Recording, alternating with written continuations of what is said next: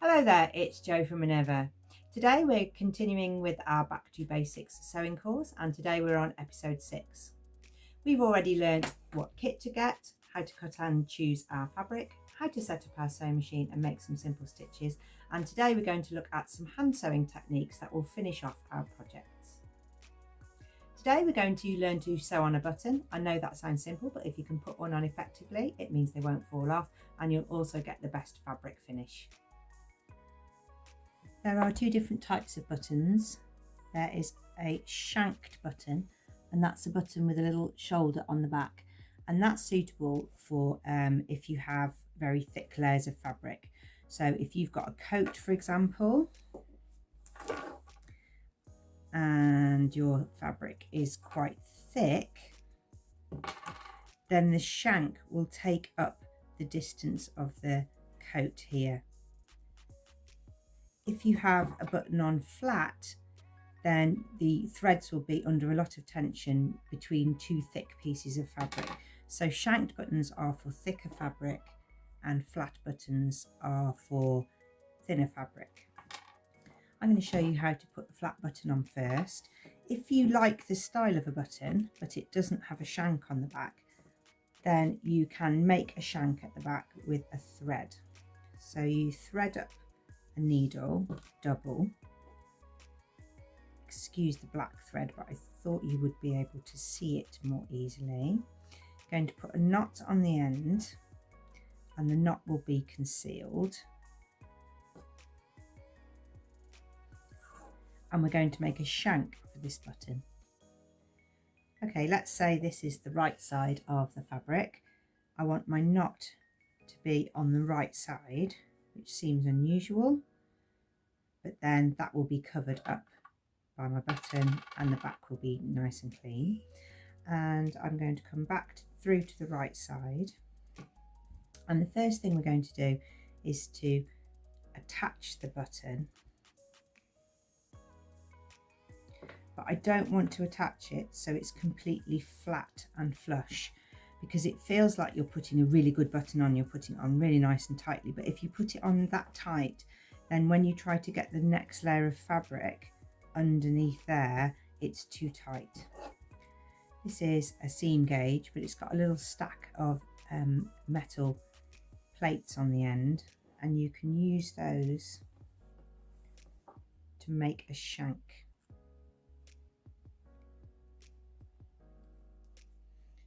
So the shank now is the distance between the fabric, that's the gauge there, and now I can use that to make sure I'm keeping a little shoulder of thread underneath.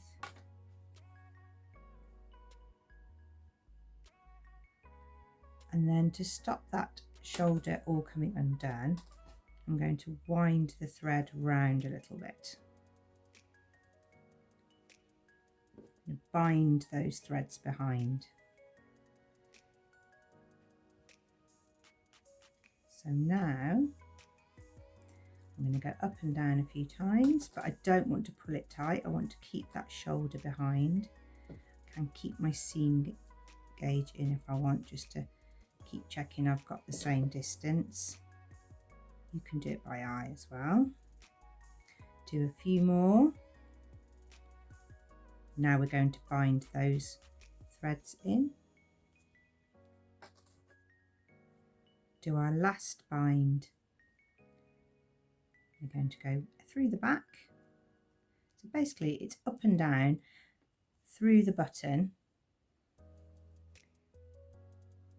and you bind those up and down stitches every couple of goes.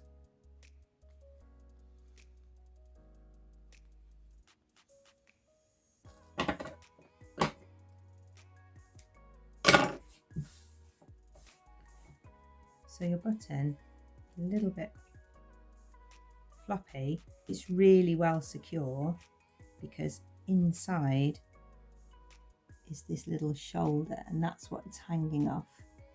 And what you're doing is you're replicating this style of button, you're making the shoulder, and that's really useful if you've got if if you're making tops or shirts that have got a button band like this, because a button band is a couple of layers of fabric, that you want to, if you've used some thicker fabric and you want to be able to get your thicker layer underneath so your buttons aren't sinking in or pulling. So that's a shanked button. Next button's easy to put on. This is the one that's already got the shank on. But I'm going to keep my knot on the inside, hidden behind the button, go through the shoulder, and then I can just go up and down. I can pull that a little bit tighter. And each time I go through the plastic shoulder. Buttons need about 4 rows of stitching or 4 pull throughs to make them secure. To tie off your thread, go through all of the stitches at the back. On your last loop or last stitch, bring your needle through the hoop so that you can pull it off tight.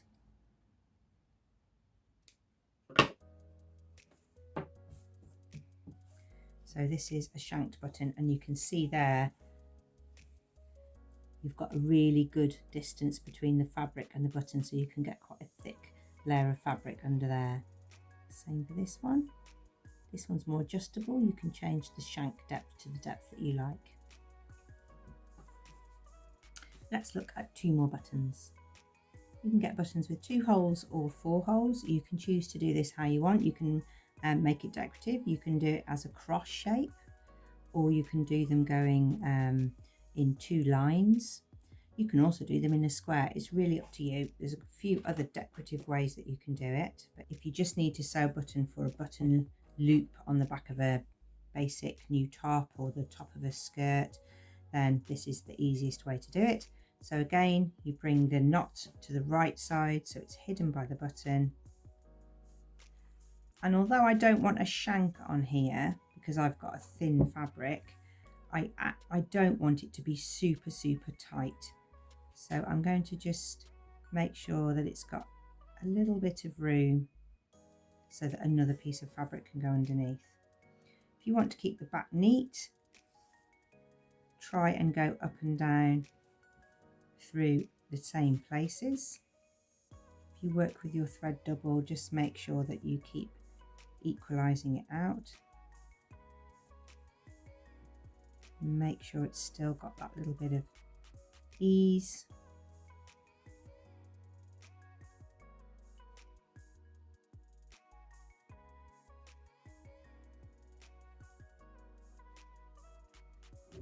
Finish off the same. So your last stitch is a loop. You bring your thread up through the middle, tie it off. You can do 2 if you think this button is going to be under some strain.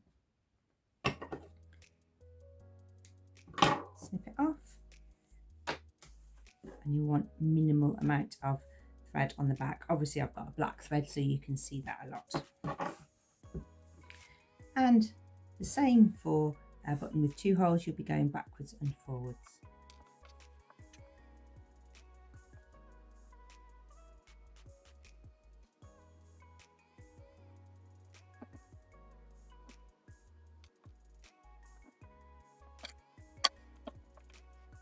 So this is the simplest button, 2 hole. This one is 4 hole. This one is a shanked button, and this is how to shank a button yourself if you like the design of one but it isn't the style of button that you like. And that's how you sew on buttons. Also today I'm going to show you how to do a whip stitch, which is a way of closing up an opening or hemming your fabrics or projects. Another form of hand stitching that you might need is to sew up a hem, or if you imagine this is maybe an elastic casing and you need to sew up a hole, or you've turned something the right way back out at the end and then you need to close up the hole that you turned it through, then you'll need a little hand stitching technique. So I'm going to show you a whip stitch. You have a single run of thread, not double this time, double's for putting a button on, a single row of thread, you knot the end and you put it on your folded extra piece, your seam allowance that's called, and you hide that behind there so there's nothing showing on your right side. And you pick up a tiny bit of thread from the project, and then you pick up a bigger piece of the seam allowance. You pick up a tiny bit of the garment or project, then you pick up a big piece of the seam allowance, and that's a whip stitch, and that's really useful for closing up the lining on something, like if you make a bag or a makeup bag, pump bag, for closing up where you've put the elastic in a pair of pyjamas, anything like that, where it says hand stitch closed. Don't pull it tight. If you pull it tight, it will gather up, so you need to make sure that you keep the stitches nice and loose. And from the right side you get tiny little nicks, and from the wrong side you get a little row of whip stitches, and they sort of fold over and over and over and over. It's also a great technique for hemming if you go on to make your own clothes. We're going to learn how to tack and baste, because you will see that in instructions when you're making projects. A pattern or project instructions might ask you to tack or baste something, and that means to hold it together temporarily so that you can handle it more easily under the machine. And a tacking stitch is a single row of thread with a knot on the end,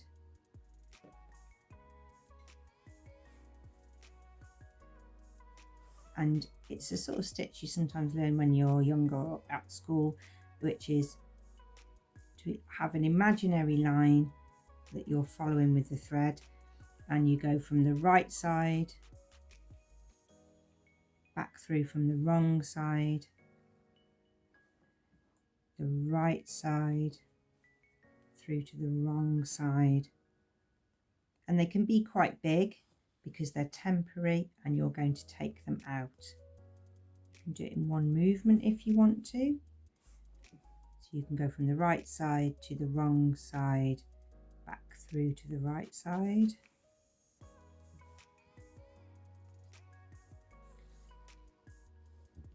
And sometimes if you're an impatient sewer, you might skip tacking and just think, oh, I'll just do it with the pins in, or I'll just hold it while it's under the machine. But really, for the sake of a few little minutes, you've secured these two pieces of fabric now, and you can put those under the machine and you can get closer to the edge, or you can manipulate it, or if it's a curve, it's sometimes really useful to tack. If you're working on intricate bits, it's sometimes good to tack. If I'm making a collar, I always tack the one layer down before I put the next layer on. If I want to top stitch something in place, like a pocket or something, a little patch pocket, then I would always tack it down so that I know that it's not going to slip and not be square. So this is tacking or basting, and it's a type of running stitch. If you can tack and baste, you can also gather. So gathering stitches are the same as tacking or basting stitches, they're just smaller. So a running stitch is put onto the fabric, so from the front to the back, from the front to the back, from the front.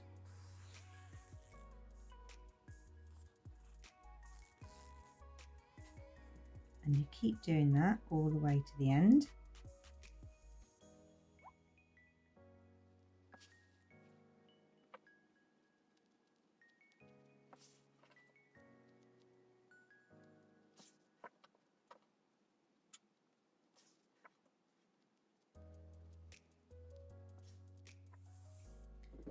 And when you've done a row of running stitches, if you pull them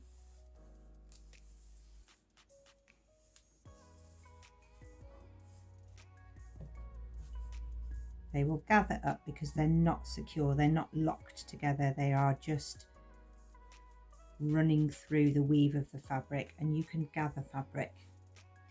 So the one on the outside is the basting stitch, that's the really large running stitch, and the one on the inside is a small running stitch which is used for gathering.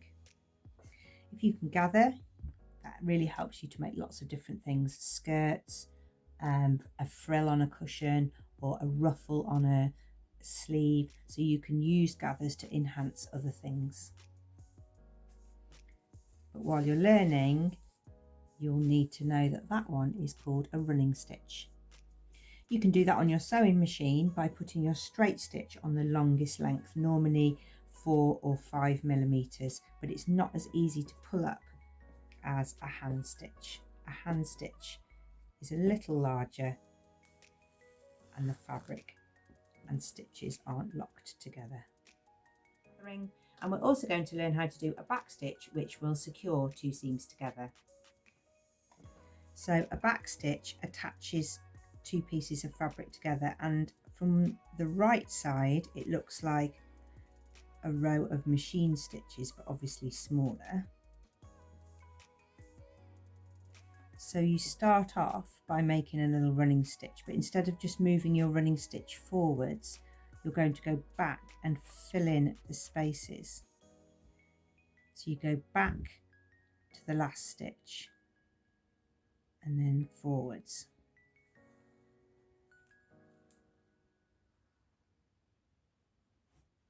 Then back to the last stitch. I'm doing it big, so you can do it really small. And I'm doing it uneven actually. I'm just trying to hold it in the right camera position. Back and then forwards.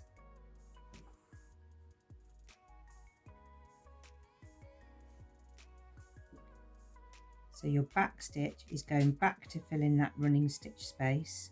So your needle is on the wrong side, then you bring it up to the right side, pull it through,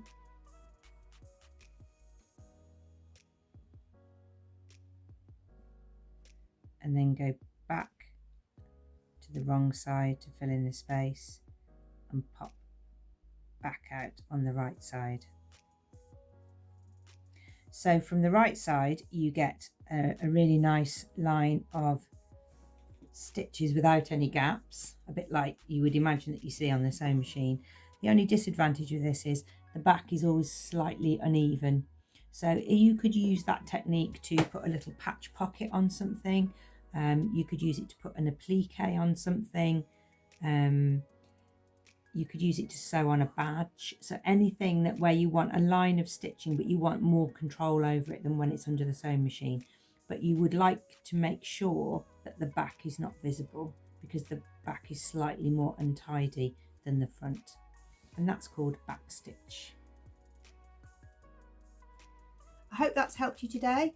It's great if you can use your sewing machine, but sometimes you just need to fall back on a hand sewing technique to finish your project off.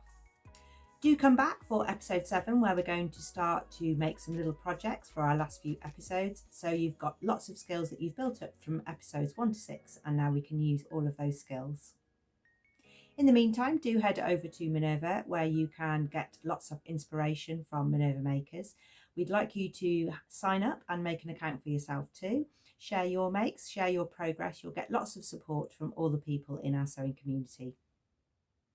You can also take a look at becoming a Craft Club member over on our website. Here you'll be able to take advantage of promotions and offers throughout the year. Thank you very much for watching. Do come back for episode 7, where we will be making a tote bag.